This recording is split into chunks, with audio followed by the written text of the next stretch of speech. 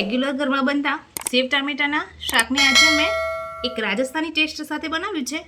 તો ચાલો આ એક અલગ રીતથી બનાવેલું સેવ ટામેટાના શાકની રેસીપી હું તમારી સાથે પણ શેર કરું.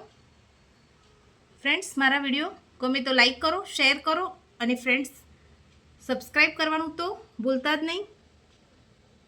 આવી અવનવી રેસીપી હું તમારી સાથે જરૂરથી શેર કરતી રહીશ.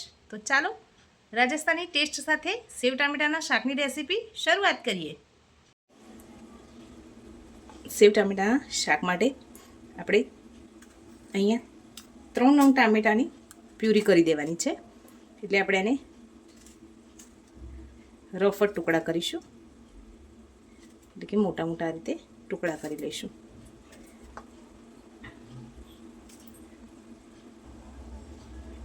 એક લીલા મરચાંના અંદર ટુકડા કરી દઈશું. એક મરચાંને આપણે આ રીતે ઊભી સ્લાઇસમાં કટ કરી લેવાના છે. આ રીતે ઊભી સ્લાઇસમાં એને આપણે અલગ રાખીશું.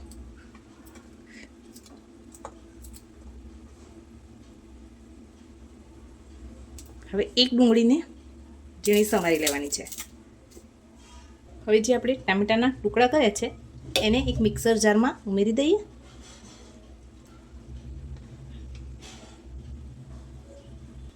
પાંચથી 6 કળી લસણની છે એને પણ મિક્સર જારમાં ઉમેરી દઈશું. થોડું પાણી ઉમેરી આની એક સરસ પ્યુરી બનાવી લેવાની છે. હવે આપણે આ ડુંગળીને ઝીણા ઝીણા પીસમાં સમારી લઈશું.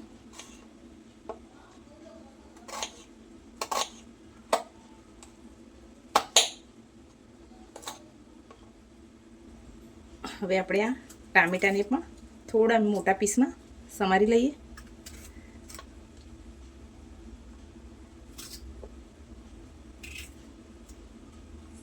આ રીતે મોટા મોટા થોડા ટુકડા રાખીશું એના.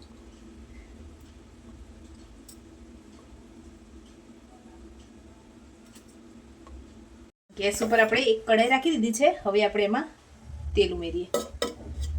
તેલને સરસ રીતે ગરમ થવા દઈશું. તેલ બરાબર ગરમ થઈ જાય એટલે એમાં 1 ચમચી જેટલી રાઈ, 1 નાની ચમચી જેટલું જીરું ઉમેરીશું. રાઈ જીરું સરસ તતડી ગયું છે. હવે હિંગ ઉમેરીશું. હિંગ ઉમેર્યા પછી તરત જ આપણે કટ કરીને રાખેલી ડુંગળી ઉમેરી દઈએ.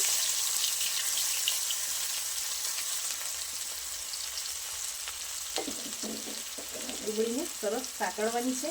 ડુંગળી આપણી સરસ સંતળાઈ ગઈ છે. હવે ટામેટાની જે પ્યુરી કરીને રાખેલી આપણે એ ઉમેરી દેવાની છે. સરસ મિક્સ કરી લઈશું.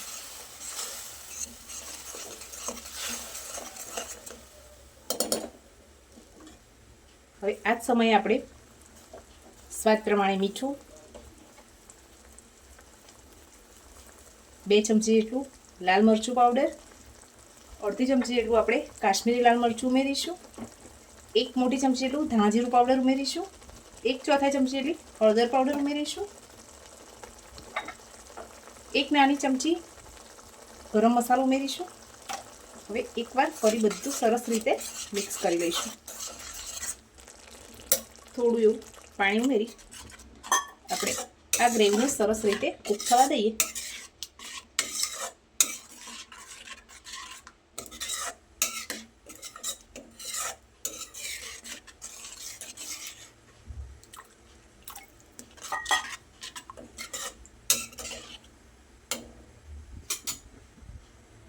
હવે ગ્રેવી સરસ ઉકળવા લાગી છે તો કટ કરીને રાખેલા ટામેટા ઉમેરીશું અને લીલા મરચાં ઉમેરી દઈશું. ગેસની ફ્લેમને લો કરી ઢાંકીને 2 થી 3 મિનિટ સુધી આપણે કૂક કરવાનું છે. 2 થી 3 મિનિટ પછી આપણા ટામેટા પણ સરસ કૂક થઈ ગયા છે. હવે આ રીતની જે ઝીણી સેવ આવે છે મેં અહીંયા એનો ઉપયોગ કર્યો છે. તમે જો રતલામી સેવ ઉપયોગ કરતા હોય તો એ પણ ઉમેરી શકો છો. હવે બધું સરસ મિક્સ કરી લઈ અને ઢાંકીને 1 થી 2 મિનિટ સરસ પાછું કૂક થઈ જવા દઈએ. હવે ઉપરથી લીલા ધાણા કટ કરીને ઉમેરી દઈશું.